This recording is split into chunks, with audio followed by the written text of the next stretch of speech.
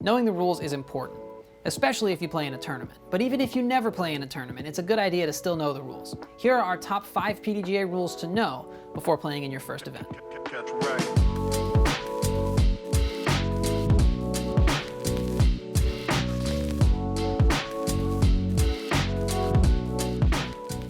The first rule is kind of 2 rules, and it has to do with the equipment that you use while you're playing. PDGA Rule 813.01 says that every disc needs to be uniquely marked so that you can identify if it's yours on the fairway. This means that if you happen to throw the exact same disc as someone else, you need to have some marking on there that shows that it's yours. Most people will write their name on the inside rim, maybe their phone number or something like that, but I've had friends that just draw on their discs, or on the bottom they'll make a little dot or something like that. Just something so that they can identify that disc as theirs. And Competition Manual Rule 3.04 says that you have to wear a shirt while playing in a sanctioned event. Sandals are okay though, although I wouldn't recommend it. And Competition Manual Rule 3.03 says that alcohol is prohibited during any sanctioned event.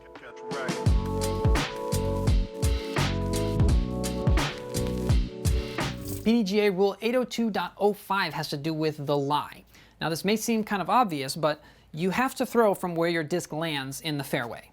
That's the lie, and it's an area that's 20 centimeters wide and 30 centimeters deep behind your disc. And Rule 802.07 says that you have to have one supporting point in contact with your lie when you release the disc. It's common in a casual round to see people flip their discs once the disc has landed so that they can throw from the exact spot where their disc was, but that's not allowed in sanctioned events. Rule 802.06 describes marking the lie. If you want to throw from exactly where your disc was, you have to put a mini marker disc in front of your disc, touching the front of the disc in line with the basket, and then you can pick up your disc and throw from that spot.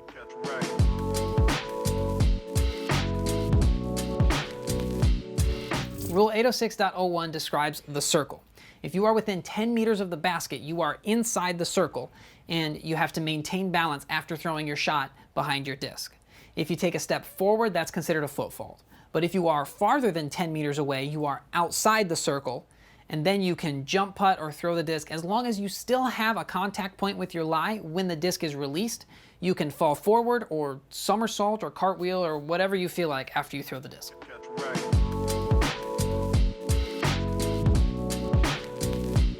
Rule 802.02 has to do with the order of play. Most of the time in casual rounds, we just play ready golf, where whoever's ready can throw off the tee. But in tournaments, the order of play is really important.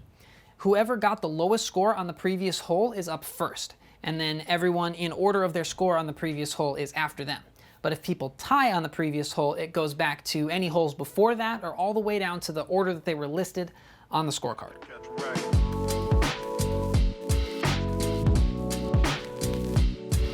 Disc golf can be frustrating, but it's important to keep your cool. PDGA Rule 812 has to do with courtesy. Now there's a long list of things in the book that are considered courtesy violations that could get you warned or maybe even penalized, but basically it's being loud, distracting, littering, or playing out of order. In general, it's a good idea to just talk to your card mates. They'll let you know if they want you to move out of the way or something like that, because nobody wants to call a courtesy violation or get one called on themselves. So that's our most important PDGA rules to know before playing in your first event. But if you're thinking about playing an event and you're nervous about not knowing the rules, you can just talk to your card mates. Everyone's been there at their first event. Everyone's made mistakes, and most people will be happy to help you out.